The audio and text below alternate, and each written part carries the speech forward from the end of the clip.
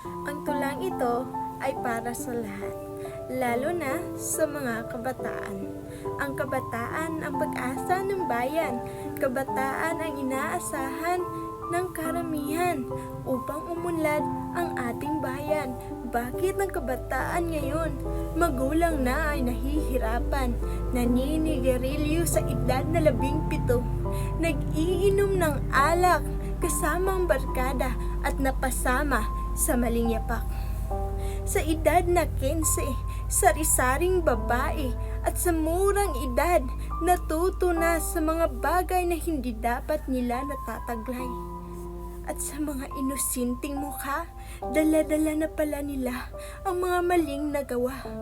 Kailangan bang sisihin ang mga magulang dahil sa nangyari sa mga kabataan o sadyang ganito? Kamoderno ang panahon at sari-saring impluwensya ang nakikita nila. Kaya habang bata pa sila, magiging magandang impluwensya tayo o magiging magandang modelo at palaging turuan ng husto. Kaya sa paraang ito, hindi na tayo mahihirapan na pangaralan sila. At lagi nating tandaan na ang kabataan ay ang pag-asa ng bayan.